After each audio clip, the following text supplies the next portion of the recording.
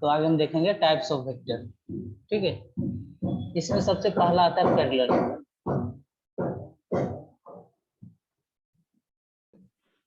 Parallel vector ये Airtel कैसे phone आपस में बातें बंद करो। पैरेलल वेक्टर बता सकते हो कि पैरेलल वेक्टर क्या होता है? पैरेलल वेक्टर कोई बताओ। Sir vectors with same direction. हाँ, वेरी गुड, सेम डायरेक्शन। और कुछ बता सकते हो? एंगल बिटवीन टू वेक्टर, अभी तो एंगल बिटवीन टू वेक्टर पढ़ चुके हैं ना। Sir 0 degree. Sir 0 degree. Okay, सबसे पहला चीज है थीटा होना चाहिए कितना? 0 डिग्री। ठीक है, और दूसरा चीज बताओ, अगर मैं बोलूं कि magnitude of vector A equal to vector B, ठीक है, ये कहना सही है या नहीं? तो magnitude of vector A equal is not equal to magnitude of vector B.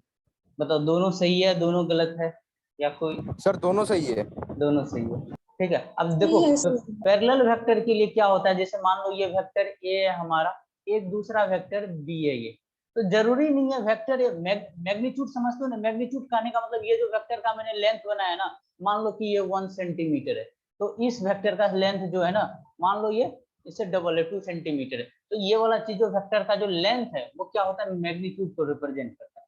Okay, तो यहाँ पर मैंने बता रहा हूँ कि मैग्नीट्यूड ले लिया, तो मतलब अगर मान लो मैग्नीट्यूड कहने का क्या मतलब हो गया, अगर मैं डायरेक्ट ऐसे लिख देता, अगर मान लो वेक्टर ए एक इधर है और वेक्टर बी एक इधर है, ठीक है, अब अगर इन दोनों वेक्टर ए है तो इसको क्या लिखोगे? वेक्टर बी और वेक्टर ए को दोनों को अगर एक लाइन में लिखोगे, अगर मान लो आगे को तुम पॉजिटिव लिख रहे हो, ठीक है, और पीछे को फिर क्या लिखोगे?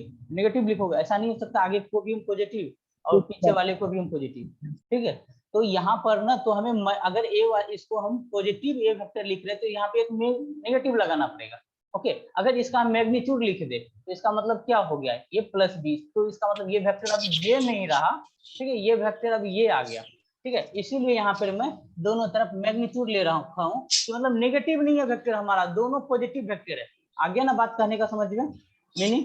अब दोनों पॉजिटिव है तो हो सकता है इक्वल में, हो सकता है मैग्नीट्यूड में दोनों क्या हो? इक्वल हो सकता है मैग्नीट्यूड में दोनों क्या हो? अनइक्वल हो। ओके, याद रहेगा 2 पॉइंट। और एक चीज बता सकते हो, क्या पैरेलल वेक्टर को हम लाइक वेक्टर बोल सकते हैं? जी सर। ठीक है, दोनों सेम ही होता है, दोनों पैरेलल वेक्टर से लिखा है या लाइक वेक्टर से लिखा है, दोनों सेम ही है। ओके, एक हाँ, एक पॉइंट और जो कि हो सकता है अभी तुम्हें समझ में ना आए। अरे किसका मतलब, जिसका अनम्यूट है वो देखो उसके सराउंडिंग में कुछ शोर ना हो रहा हो, ठीक है, नहीं तो म्यूट कर लो, क्योंकि बहुत इससे दूसरे स्टूडेंट को प्रॉब्लम होता है ना। ओके, चलो एक चीज और है, तुम लोगों ने क्रॉस प्रोडक्ट पढ़ा होगा, vector A cross vector B, ठीक है, इक्वल टू 0। अगर ये भी अगर हो रहा है ना तो ये पैरेलल वेक्टर को बता रहा है। ठीक है, जब मैं क्रॉस प्रोडक्ट में जाऊंगा तो मैं प्रूफ कर दूंगा। अभी पैरेलल वेक्टर के जस्ट नीचे मैं ये प्रॉपर्टी लिख रहा हूँ। ओके, ठीक है, इसका क्या मतलब हुआ? अगर मैं वेक्टर एक प्रॉपर्टी ये लिखोगे, वेक्टर ए क्रॉस वेक्टर, दो वेक्टर होगा उसका क्रॉस प्रोडक्ट करेंगे वो 0 आना चाहिए। क्रॉस प्रोडक्ट पढ़ चुके हो ना तुम लोग? अभी बोर्ड क्लास में तो सर ने पढ़ाई दिया है ना। हाँ सर। ओके, इसका मतलब क्या होता है? Vector A cross vector B का फॉर्मूला बता दो क्या होता है? A magnitude of sin theta n cap, मान एन कैप टू कुछ डायरेक्शन, एन कैप डायरेक्शन। अब हम मैग्नीट्यूड पे बात करते हैं। साइन थीटा क्या होता है? थीटा क्या होगा बताओ sir? A B sine theta. Sir 0 degree. हाँ, थीटा हम पैरेलल वेक्टर के लिए थीटा हम 0 डिग्री रखेंगे, और साइन 0 का वैल्यू क्या होता है? 0 होता है कि नहीं? तो तुम्हें ये भी याद रखोगे, जो ए क्रॉस बी को दो वेक्टर है जिसका तुम, हाँ, दो वेक्टर का अगर तुम क्रॉस प्रोडक्ट कर रहे हो, अगर तुम्हारा रिजल्ट 0 आ गया तो वो चीज क्या है? हमारा पैरेलल वेक्टर है। ठीक है, तो सवाल ऐसे भी पूछा जा सकता है। एक चीज और देखो, एक पॉइंट और, vector A equal to A X I plus A Y J plus A Z के, ठीक ना। एक हमारे पास वेक्टर है, ठीक है, और एक दूसरा वेक्टर भी है, vector B equal to vector B X I plus vector B Y J plus B Z के है। अगर मैं बोलूँ दो पैरेलल वेक्टर है तो बताओ क्या रिलेशन आएगा दोनों के बीच में। अगर दोनों जो है हमारा पैरेलल वेक्टर है, ठीक है, तो हम क्या बोलेंगे, A X divided by B Y equal to, okay, उसके बाद क्या बोलेंगे, sir A A Y by A X B Y by B X O equal. हाँ ये थोड़ा मिस्टेक हो गया,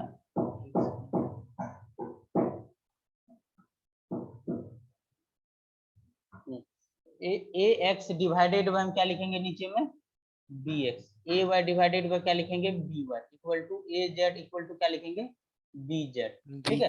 ये भी हमारा किसको सेटिस्फाई कर रहा है, पैरेलल वेक्टर को। तो अब पैरेलल, हाँ क्या बोलो, किसी को कुछ डाउट।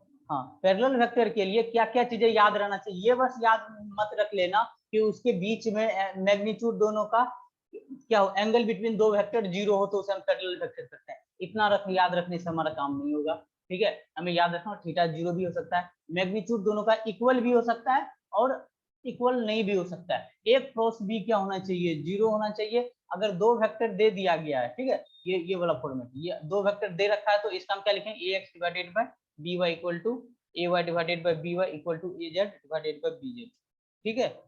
आया समझ में। अब एक इसके ऊपर पैरेलल वेक्टर के ऊपर एक सवाल करते हैं, okay.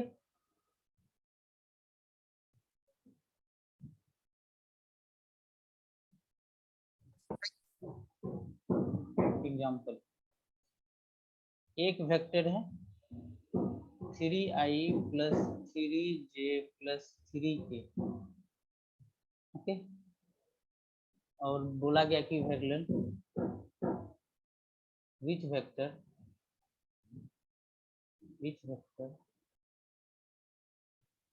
parallel to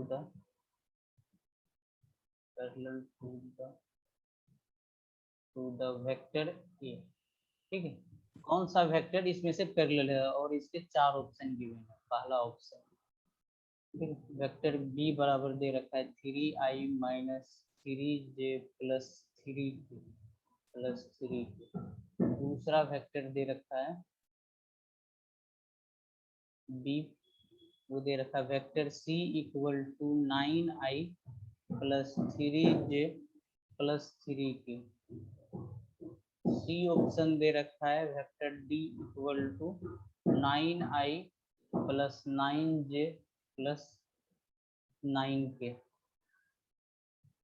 vector d equal to दे रखा है, डी ऑप्शन में e equal to 3i plus 3j plus, ठीक है,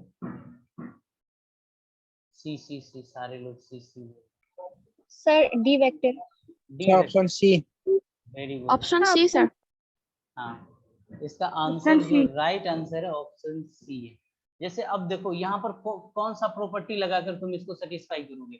अब जैसे वेक्टर ए बी और दोनों का क्रॉस प्रोडक्ट निकालो, वो काफी लंबा चौड़ा हो जाएगा कि नहीं। ये जो ऑप्शन, जो ये वाला पॉइंट है वेक्टर, ये वाला पॉइंट, अगर ये वाला पॉइंट हम निकाले क्रॉस प्रोडक्ट करके जीरो देखे तो लेंथी पड़ जाएगा हमारे लिए, लेकिन आंसर वहां से भी आ जाएगा। लेकिन हम वो ना करके हम क्या करते हैं, जो लास्ट वाला प्रॉपर्टी है, अगर दो वेक्टर गिवन है तो उनका हम कोफिशिएंट को इक्वल कर सकते हैं डिवाइडेड में, तो वो चीज हमारा आपस में इक्वल होना चाहिए। तो अगर ऑप्शन ए के लिए हम चेक करें, ऑप्शन ए के लिए चेक करो, ठीक है, तो इसको क्या बोलोगे यहाँ पर, A X divided by B X, ठीक है, equal to B Y equal to A Y equal to B Y. क्या ये दोनों इक्वल है? आगे तो हम जेड बाद में देखेंगे। ये दोनों इक्वल है क्या? यहाँ से इन दोनों का देखो 3 डिवाइडेड बाय 3 करोगे और इधर इक्वल इधर करोगे तो क्या हो जाएगा, 3 डिवाइडेड बाय -3। एक आ रहा है हमारा क्या 1 और एक आ रहा है -1। क्या दोनों इक्वल होता है? नहीं होता है ना, तो ये वाला ऑप्शन हमारा गलत है। ओके, सिमिलरली हम ऑप्शन पैरेलल हो तो भी sir ax by bx equal ay by by equal az by bz होता है क्या? पैरेलल हो तो उसी के लिए तो होता है ये। अगर सर पैरेलल नहीं होगा तो नहीं, ये प्रॉपर्टी नहीं नहीं नहीं चलेगा नहीं मतलब। लगे, नहीं चलेगा, तब ये प्रॉपर्टी नहीं चलेगा। अभी मैं पैरेलल के बारे में बता रहा हूँ, तो अभी सिर्फ पैरेलल के ऊपर कंसंट्रेट करो, ठीक है। अब बताओ, अब वेक्टर सी बताओ, क्या ए के इक्वल है वेक्टर सी? क्या सी है? No sir. नहीं है। क्या वेक्टर सी है? Vector C. अब सी में देखो, 3 divided by 9 equal to 3 divided by 9 equal to 3 divided by 9 करोगे तो ये चीज क्या हो जाएगा, 1/3 इक्वल होगा, जो कि हमारा 1/3 के इक्वल होगा, 1/3 के आपस में सारा इक्वल है, तो ये हमारा वेक्टर क्या हो गया बताओ? हमारा पैरेलल वेक्टर हो गया। क्या ई है? ई भी नहीं है। और इसको समझने का कोशिश करो, मान लो वेक्टर ए ये है, मान लो वेक्टर ये है, ये चीज कितना है, 3i plus 3j plus 3k।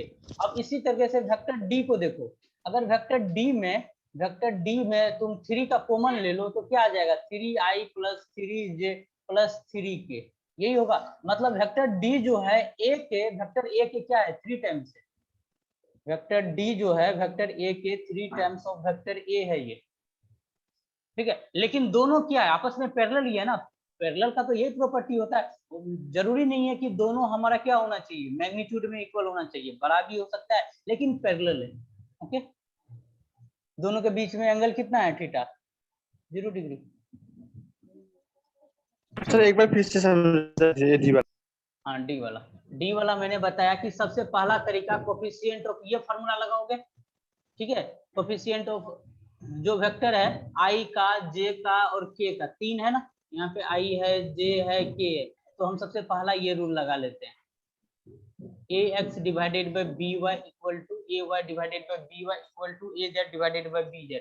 इससे तुमने निकाल के देखा तो क्या आया, 1/3 इक्वल है, फिर अगला वाला का भी, उसके अगले वाला का भी होगा कि नहीं, दोनों को डिवाइड करोगे तो 3/9 इक्वल टू 3/9 इक्वल टू 3/9, तो ये चीज क्या है, आपस में इक्वल होगा। इसको मैंने ऐसे समझाने के लिए तुम्हें बताया कि इन रियलिटी क्या हो रहा है। देखो ये वेक्टर ए कितना है, ये बनाया मैंने वेक्टर ए, अब वेक्टर डी को मैंने देखा तो 3 कॉमन लिया, ठीक है, तो ये देखा कि ये वाला चीज ही क्या है, हमारा वेक्टर डी है। Vector D equal to 3 times of vector A लिख सकते हैं। अब ये देखो, ये दोनों वेक्टर आपस में क्या इक्वल है, लेकिन 3 टाइम्स है, ठीक है। वेक्टर डी जो है वेक्टर ए के 3 टाइम्स है, ये 3 टाइम्स, ये देखो यहाँ पे मैंने बड़ा इसको बना दिया 3 टाइम्स। अब दोनों वेक्टर देखो, अगर मैं तुम्हें एक वेक्टर ये दे दूं, एक वेक्टर ये दे दूं, ठीक है, ये x वेक्टर है, ये y वेक्टर, अगर मैं तुमसे पूछूं क्या वेक्टर x और y पैरेलल वेक्टर, तुम आसानी से बोल दोगे हाँ दोनों पैरेलल है, दोनों के बीच में एंगल क्या है, 0 डिग्री है। ओके, अब क्लियर हो गया होगा।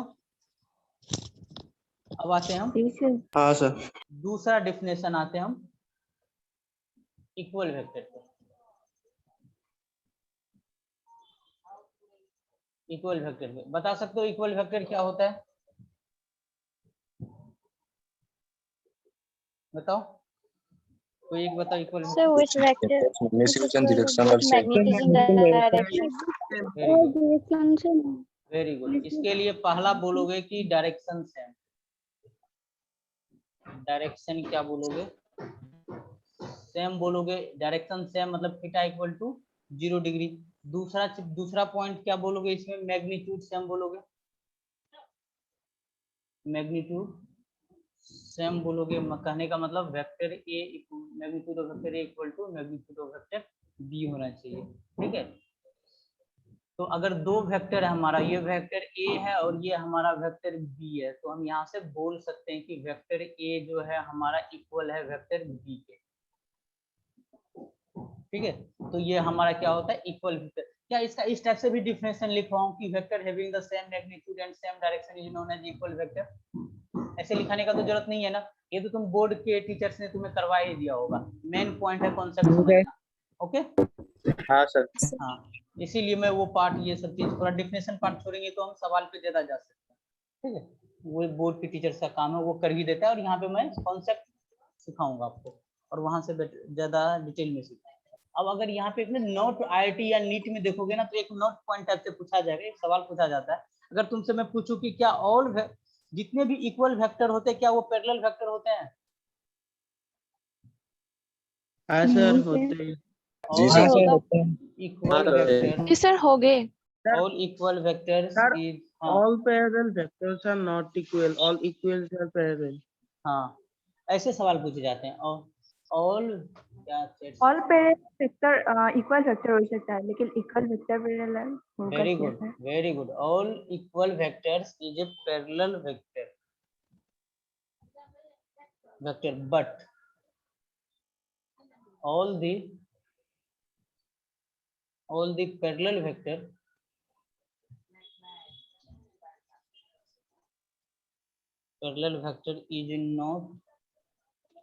is not equal vector। ठीक है, ये पॉइंट सबको समझ में आ गया ना। All equal vectors is a parallel vectors, ठीक ना। जो भी हमारा इक्वल वेक्टर है, जैसे इक्वल वेक्टर है तो हमेशा ये इतना सेम मैग्नीट्यूड का तो होगा ही, इसको तो हम पैरेलल वेक्टर कहते ही है। अब देखो अगर कोई ये भी हमारा पैरेलल वेक्टर है, ये हमारा क्या है, पैरेलल वेक्टर है, पैरेलल वेक्टर है, क्या तुम इस पैरेलल वेक्टर को इक्वल वेक्टर बोल सकते हो? पैरेलल वेक्टर तो बोल दोगे इसे, इक्वल वेक्टर नहीं बोल सर। हाँ, तो यही No, चीज sir, हमने no, नोट पॉइंट में लिखा है। ओके, चलो अब अगला हम थर्ड टाइप इसका देखते हैं, anti parallel vector.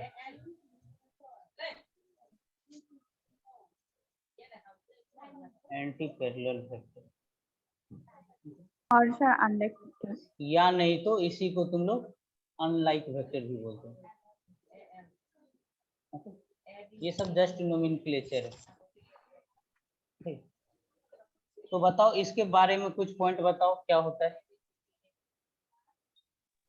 Direction Opposite पहला directions. थीटा क्या बोलोगे? 180 डिग्री, इसका 180 मतलब क्या हो गया?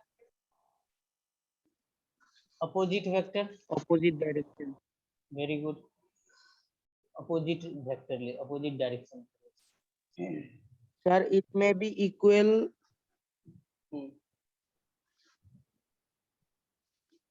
अपोजिट डायरेक्शन, ठीक है। और magnitude of vector A equal to magnitude of vector B, क्या लिए लिख सकते हैं? लिख हाँ सकते हैं सर। क्या ये चीज लिख सकते हैं हम? हाँ magnitude sir. Of vector A हाँ sir. Is not equal to magnitude of हाँ वेक्टर सर। बी, ये पॉइंट भी लिख सकते हैं। यस अब सर। देखो, Yes, sir. जी सर। ओके, तो इसका एग्जांपल वेक्टर ए इधर है और मान लो कोई वेक्टर इक्वल नहीं बनाते हैं, डिफरेंट, ये वेक्टर बी, ये इसका दोनों का वेक्टर का ये क्या हुआ, टेल टेल मिल रहा है, तो एंगल हम यहीं से देखते हैं ना, जब टेल टेल मिलना चाहिए तो एंगल हो गया 180 डिग्री। तो ये हो गया हमारा क्या, एंटी पैरेलल वेक्टर। ये इसको ऐसे भी दिखा सकते हो, वेक्टर ए ये है और यहाँ से वेक्टर ऐसे करके वेक्टर बी ये है, ठीक है, दोनों सेम ही थिंग है, ठीक है। ऐसे दिखा लो चाहे ऐसे दिखा लो, दोनों के बीच में एंगल कितना है, 180 डिग्री। तो फोर्थ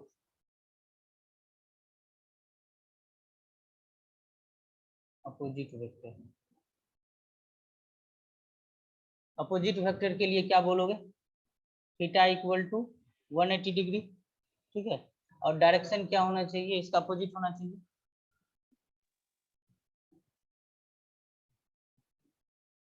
अब वेक्टर का मैग्नीट्यूड क्या बोलोगे? Magnitude of vector A equal to magnitude of vector B बोलोगे, ठीक है।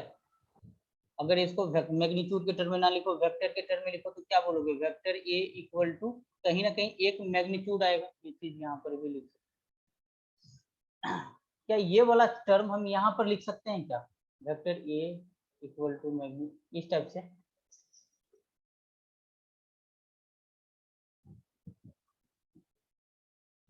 एंटी पैरेलल के लिए क्या ये पॉइंट लिख सकते हैं, लास्ट वाला जहाँ पे मैं हेड लाइट कर रहा हूँ? Hello, yes sir. हाँ, लिख सकते हैं, लिख सकते हैं एंटी पैरेलल के लिए इक्वालिटी लिख सकते हैं क्या? नहीं लिख सकते हैं, ये गलत है, ठीक है। अपोजिट वेक्टर के लिए सेम होता है ना, तो अपोजिट वेक्टर में ये चीज हम लिख सकते हैं। ओके, अपोजिट वेक्टर इक्वल होता है, वेक्टर ये ए है और इतना ही सेम वेक्टर इधर बी है, ठीक है।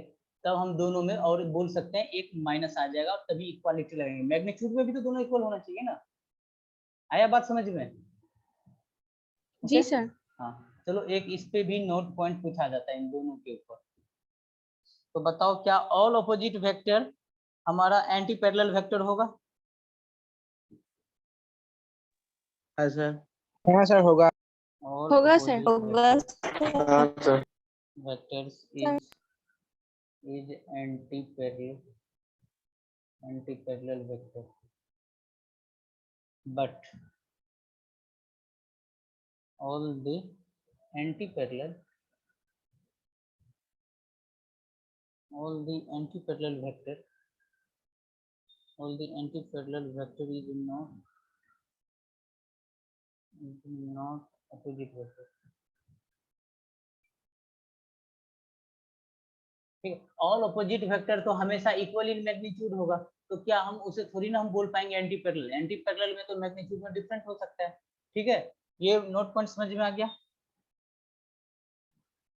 ओके जी सर। और ठीक यस सर। ऑर्थोगोनल वेक्टर जानते हो क्या होता है, यानी तो इसी को बोला जाता है परपेंडिकुलर वेक्टर। अगर दो वेक्टर आपस में परपेंडिकुलर हुए, कहने का मतलब कि ये वेक्टर हमारा ए है और दूसरा वेक्टर ये बी है। ठीक है, ए और बी दो सर, वेक्टर। परपेंडिकुलर क्या ये जो ऑर्थोगोनल वेक्टर और ये जो वेक्टर Perpendicular। लिखा इसका मतलब ये लाइन है, ये लाइन का मीनिंग ऑब्लिक मतलब दोनों ये सेम। उस लाइन के उधर क्या लिखा है सर? अच्छा, ये टर्म तुम्हें पता नहीं है, परपेंडिकुलर। ओके, शॉर्ट में हम डिफाइन करते हैं इसे इस टाइप से, जो है ना, ये हमें बताता है हमेशा इतना वन लंबा और हो। सर हाँ, वन और उसके ऊपर लो ना, ये मीनिंग मैंने नीचे लिख दिया, इसका मतलब हुआ परपेंडिकुलर। ठीक है, ठीक है, ये डिनोट करने का एक तरीका होता है, हमेशा हम परपेंडिकुलर नहीं लिखेंगे, थोड़ा हम शॉर्ट में लिखेंगे। ठीक है, तो इसका मतलब आगे से क्या, ये तुम्हारा सिंबल है। अच्छा, ये रिप्रेजेंटेशन ऐसे करके लिखा रहेगा, इसका मतलब क्या हुआ, दोनों के बीच में एंगल 90 डिग्री, मतलब ये दोनों आपस में क्या है, ये दोनों लाइन आपस में क्या है, परपेंडिकुलर है। आर लिख दो, परपेंडिकुलर, ये डिनोट करने का एक तरीका हुआ, और कुछ नहीं। ठीक है, ऑर्थोगोनल वेक्टर या परपेंडिकुलर वेक्टर। बताओ यहाँ पे एंगल बिटवीन टू वेक्टर कितना है दोनों के बीच में, 90 डिग्री है ना। थोड़ा सा वेक्टर बी हाँ को सर। शिफ्ट कर दो, ऊपर की तरफ लेके जाओगे तो बोलोगे ना यहाँ पे टेल वेक्टर का मिल गया, तो एंगल 90 डिग्री। ठीक है, तो यहाँ पे वो वेक्टर हमारा कहलाता है ऑर्थोगोनल, जब दो वेक्टर के बीच में एंगल 90 डिग्री हो। ओके, तो यहाँ से क्या बोलोगे, वेक्टर ए। ठीक है, अब यहाँ पे मैं ऐसे करके लिखूंगा, vector A perpendicular to vector B. ठीक है, ये होना चाहिए। और अगर ऐसा है तो थीटा बराबर हम क्या बोलेंगे, 90 डिग्री।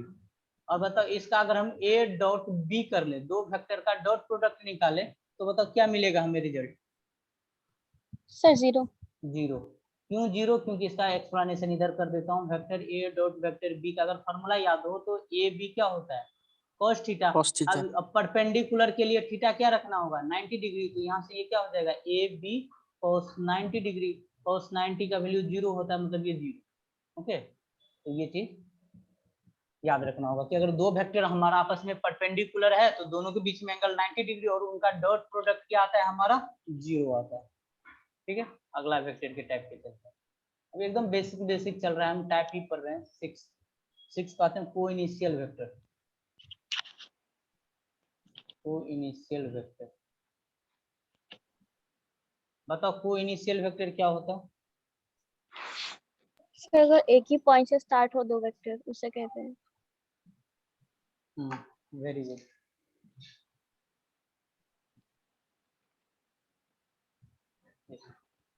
क्या लिखो, क्या नहीं, को इनिशियल वेक्टर लिख लो, vectors which start from same initial point is known as co-initial vector। अगर मैं एक एग्जांपल लूं को-इनिशियल वेक्टर का, तो ये वेक्टर ए है, ये वेक्टर बी है, ये वेक्टर सी है, ये वेक्टर हमारा डी है, तो क्या बोलोगे, सर ऊपर वाला क्वेश्चन क्या रहेगा, पढ़ दीजिए तो सर। नहीं सर, कोई स्ट्रक्चर का जो लिखा है। हाँ, vectors which start from same initial point, ये वाला क्या है इसका, ये वाला हमारा क्या है, इनिशियल पॉइंट है। तो ए बी और सी का क्या है, हमारा स्टार्टिंग पॉइंट क्या होना चाहिए, सेम होना चाहिए। ठीक है, तो ये हमारा क्या होता है, को इनिशियल वेक्टर कहलाता है। ठीक है, तो अगर यहाँ से पूछूं क्या A B C are coinitial vector है, तो यहाँ पे vector A comma vector B and vector C are क्या है हमारा, को इनिशियल वेक्टर, क्योंकि दोनों तीनों का इनिशियल का स्टार्टिंग पॉइंट क्या है हमारा, सेम है। अगर वही चीज सेकेंड पूछूं कि vector A comma vector B comma vector C and vector D are, क्या ये को इनिशियल वेक्टर है, A B C D are coinitial vector है। इस बार डी को शामिल कर लिया, तो इसके वजह से A B C and D are not coinitial vector. Okay,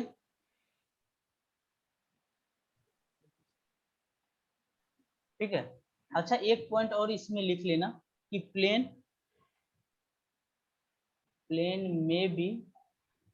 may be same और डिफरेंट। ठीक है, को इनिशियल वेक्टर के लिए प्लेन हमारा सेम भी हो सकता है और डिफरेंट भी हो सकता है। ओके, ठीक है। क्या इसी को हम concurrent sir different plane different हो तो सर एक पॉइंट से कैसे स्टार्ट हुआ? हाँ, एक सेकंड, प्लेन डिफरेंट होने का क्या मतलब है, यहाँ पे मान लो एक प्लेन हमारा x है, एक प्लेन हमारा y है और एक प्लेन हमारा z है। एक तो हमारा यहाँ पे इस वाले को बोलेंगे रीजन को एक्स वाई प्लेन। ठीक है, इस वाले को हम बोल देंगे Y Z plane, X Z plane, और इस वाले को हम बोलेंगे वाई जेड प्लेन। अब यहाँ पे अगर कोई स्टार्टिंग यहाँ से हुआ, ठीक है, एक्स वाई में स्टार्ट हुआ है, लेकिन इसका कुछ पार्ट, ये समझ लो कि अगर इसमें हम क्यूब टाइप का सवाल भी देखेंगे, कुछ इस टाइप से अगर हमारा लाइक कर रहा है, कुछ हमारा है जो तीनों में 3D स्ट्रक्चर को इमेजिन करो, इसको 3D से या कोई क्यूब से स्टार्ट करो, ये हमारा तीनों में हो गया। ठीक है, लेकिन इनका ये वेक्टर और ये वेक्टर, सपोज ये वेक्टर और वेक्टर का दोनों इनिशियल पॉइंट तो यही रह गया ना, इस तरह से वेक्टर निकला। तो इस प्लेन में यहाँ पे दो वेक्टर, एक तो हमारा वाई जेड प्लेन वाला और एक वेक्टर ये देख लो एक्स जेड प्लेन वाला, दोनों का इनिशियल हमारा सेम ही हुआ। तो को इनिशियल वेक्टर में हमारा क्या हो सकता है, प्लेन सेम भी हो सकता है और डिफरेंट भी हो सकता है।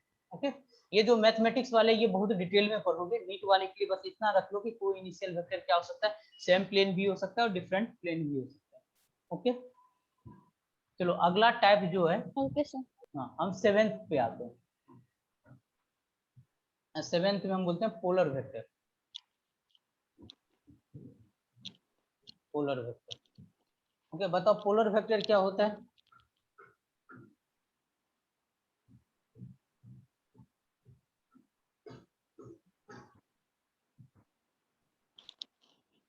कुछ चैट सेक्शन में ना एक ने पूछा है मुझसे, सर इसको कंकरेंट वेक्टर भी बोलते हैं क्या, क्या इसको हम कंकरेंट वेक्टर भी बोलेंगे क्या, इस वाले को इनिशियल वेक्टर को कंकरेंट वेक्टर भी बोलेंगे, बताओ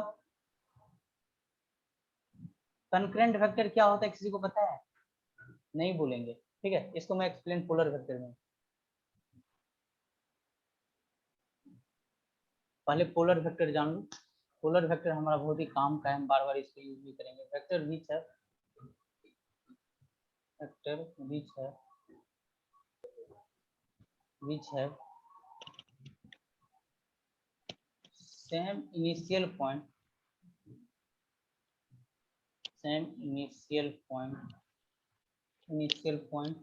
और पॉइंट ऑफ एप्लीकेशन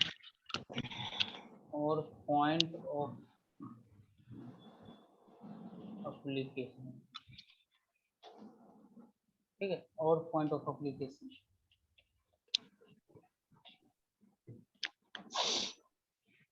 यानी तो इसको ऐसे करके लिखो,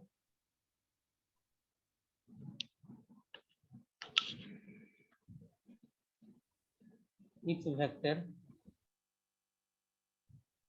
vector coincide at any point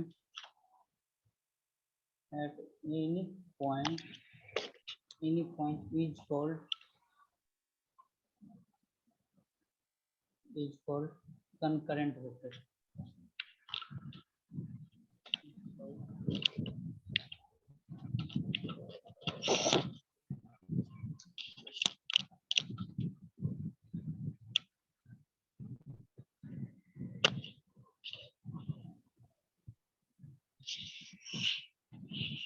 तो पोलर वेक्टर और कंकरेंट वेक्टर ना दोनों चीज क्या है, सेम ही है, ठीक है।